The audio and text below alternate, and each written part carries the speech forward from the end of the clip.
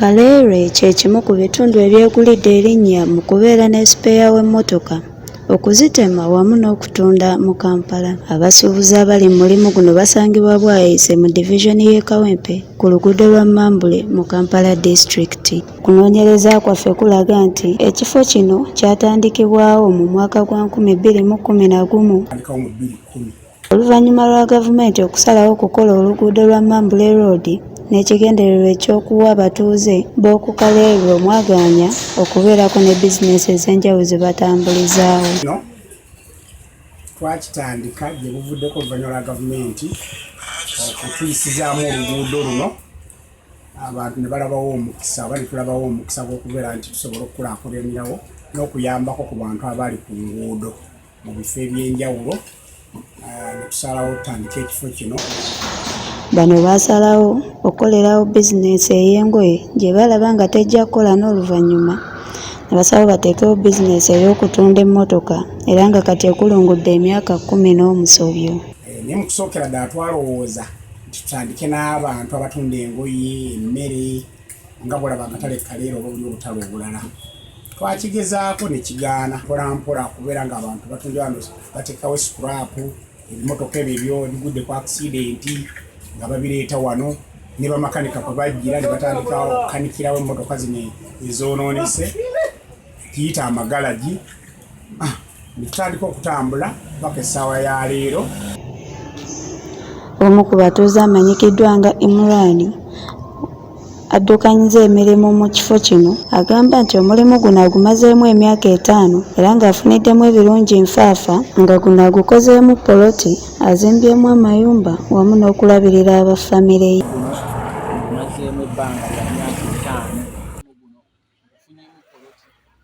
Yadde omulimu guno agufuniddemu ebirungi bingi, ono agamba gulinamu ebizibu, gamba ng'abaana abasukulapu bababbako ebyuma anti bisula wabweru tebalina gye babisoza. N'okusomozebwa kungi nti ebyuma byaffe tubikuumira wabweru, ate tulina obuzibu abaana ba sikulapu olw'ekifo kye tulimu.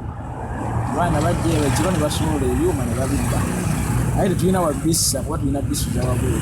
Ono era agasseeko nti bafuna ebizibu by'amazzi ng'enkuba bw'etonnya, amazzi gye ganjala ne goonoona ebyuma by'emmotoka wamu n'emmotoka zennyini ssaako n'obufunda bw'ekifo. Enkuba bw'etonnya ekifo kino kikyamu nnyo kyebwayise kuba wano nga bw'olabawo yali ntobazi ne bakafuula akatale ka sipeeya w'emmotoka. Twesanga nga enkuba bw'etonnya tewaba kukola. Tolina yadde owosobola okusumulula ekyuma, tolina yadde owosobola okukanikira emmotoka. Kyeyamaani w'ekifo kino omwami Abudala Ssennono atutegeezezza nti omulimu guno agumazeemu emyaka 10 era ekimu ku birungi byagufunyeemu kwe kubeera ng'akoze erinnya mu bantu b'abaddukanya emirimu egyo wamu n'okumanyika buli wamu. Era w'enjogera twakamalawo emyaka egisoba 12. Abakulembeze tukoze amannya, abantu bangi batumanyi, kozi waliwo abantu bangi abatuyitiddeko, nze ne baganda bange tukulembera ekifo kino nti bantu bangi abatuyitiddeko nga bwe nti abantu bazadde baleeta abaana ne babateekawo. Kulembeze kubeera nti tukoze emikwano, bantu bangi batumanyi, so bwe tuba n'obuzibu bangi abasobola okutuyamba olw'okuba naffe ate tulina bye tuyambye, Mukama atusasuliraawo, naffe ne tufuna abatuyamba nga tufuna obuzibu, kuba naffe ate tulina bye tuze tuyamba. Wano wasinzidde n'atutegeeza nti ekifo kye bakoleramu kifunda ate nga bafuna abayizi abapya enkya n'eggulo. Ono era n'agattako nti n'embeera ya COVID-19 yabanyigiriza nnyo olwa lockdown nga baali tebakola olw'emmotoka ezaali zitatambula nga zitudde waka, ng'ate bwe balina ozikanika nga ze balina okukanika tebaziraba, ekyabaviirako n'okulya kapito. Wali twakosebwa COVID ng'abasuubuzi oba abakozi mu mulimu guno, twakosebwa nnyo COVID. Yatukosa kuba kye kirwadde ekyajja Mungu n'akireeta nga teri amanyi, in fact kyakosa ensi yonna, naye kati ate ffe wano abantu bamufuna mpola kyatuyisa bubi. Abantu abasinga baali balinawo kapito bwabwe nga bwagwawo, sente bwabulya nga bali mu gundi, abalala baali balina zirooni baalemererwa okusasula ne bakwata ebintu byabwe, twayisibwa bubi. Naye kati abantu bagenze ate baddamu okugenda nga n'abakulembeze bwe tubayambako okubeera nga tuba kansolinga abantu abamu kuba zaayo mu zibbanka olaba nga tubabeererawo mu mbeera ey'okubeera nti banka tuziwandiikira tuzisaba zibawa akasente baddemu ate bakole. Ebifo bye tukoleramu bino kati bifunze ate nga abantu bangi bakyajja okuva mu bifo ebyenjawulo. Abaana balemereddwa okusoma, abazadde bwajjanga nti kamutwale wali ku Mambule road asobole okubeera nga naye mwana wange ayiyizaawo.